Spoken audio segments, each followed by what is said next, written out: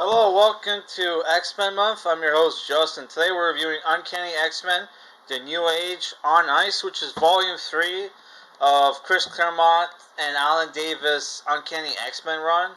This trade collects issues 455 through 461, right? And this book comes with 7 issues. It's a little late, so we're just going to do a quick synopsis. Basically, what happens is that Psylocke gets resurrected from the dead with new powers. Well, it's more like her TK powers and her psychic knife got boosted, but she lost her telepathy, right? Well, and she gets discovered by I forget what these guys are called, but it's some law enforcement agency in South America, right? So what happens is that the X-Men get called to pick her up.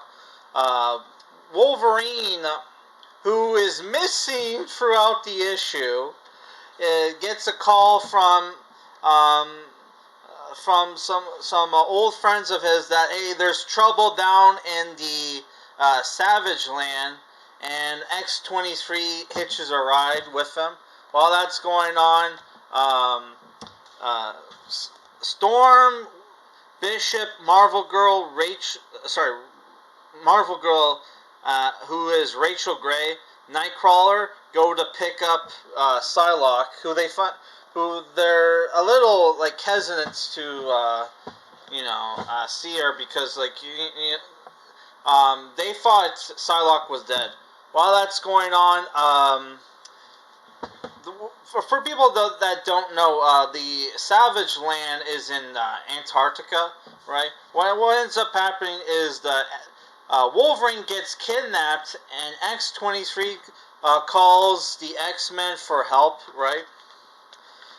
And Wolverine got kidnapped by these dinosaur men who evolved from dinosaurs, right?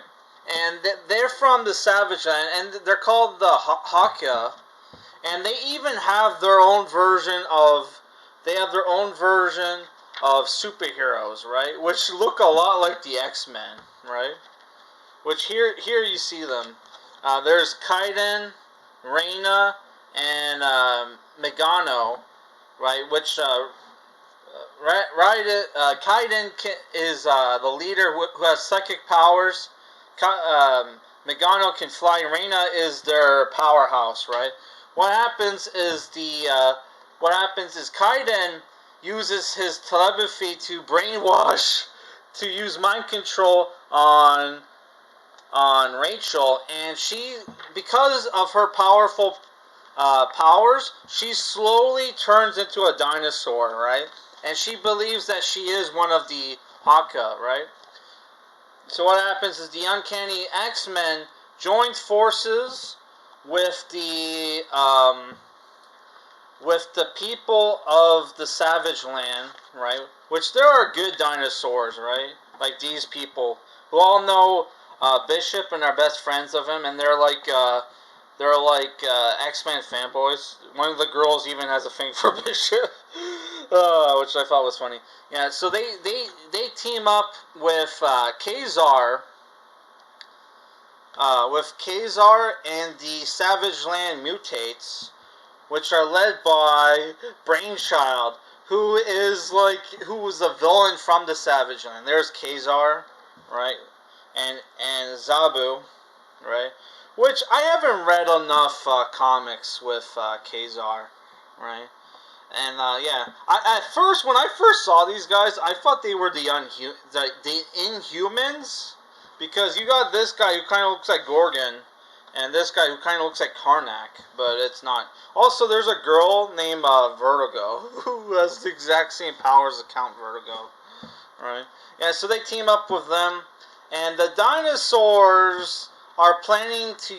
The dinosaurs also captured Storm, and are planning to use to combine both Rachel's powers with Storm's to create an ice age to wipe out humanity, so the dinosaur men can take over. Right here, you see the X-Men back home, right?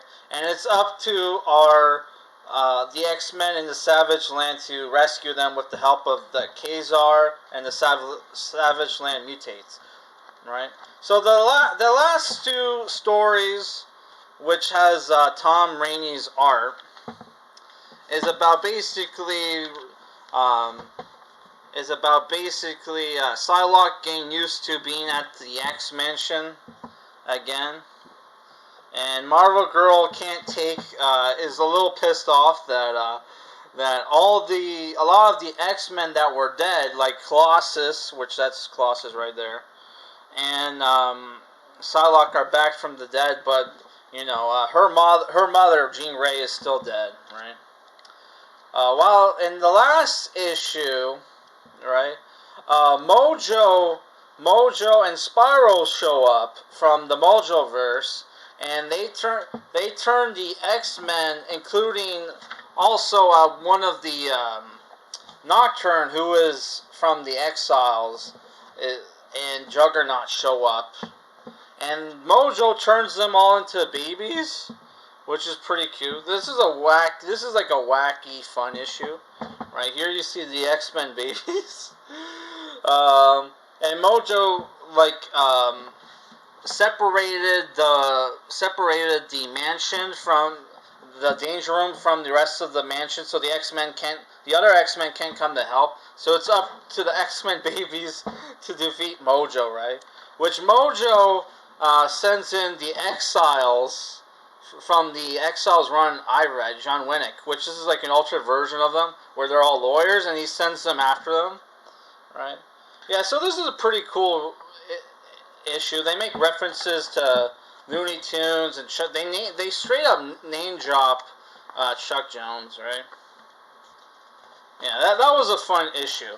So, I was going to give this trade an 8 out of 10 because I love the story.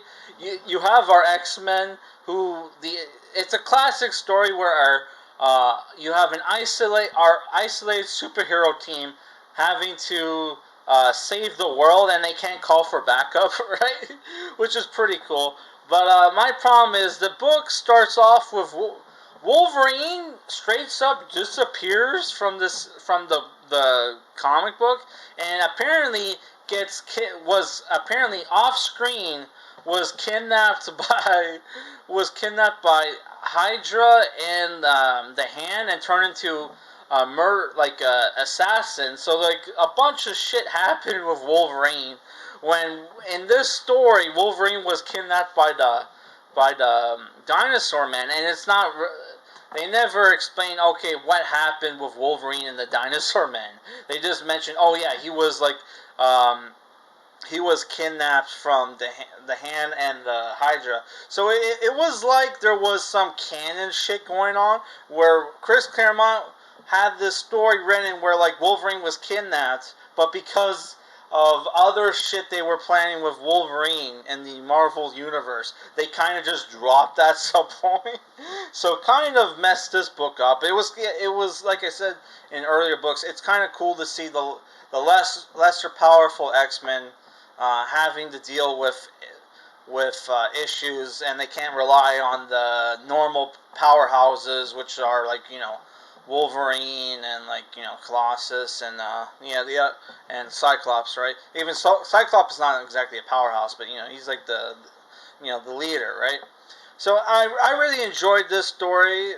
The action was great. The art was fantastic. The last issue was a fun issue, right? Where you had the last arc was you have this, we have to save the world from this dangerous threat. It's nice once in a while to have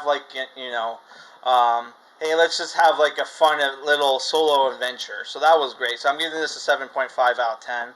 And that's it for this review, guys. For our next review, we're going to review X Factor. They keep killing Madrox. This is the third volume of the Peter David X Factor run, right?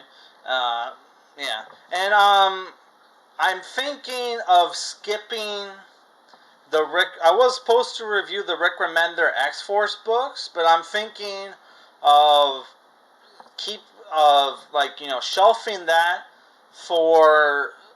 shelving that for Halloween month.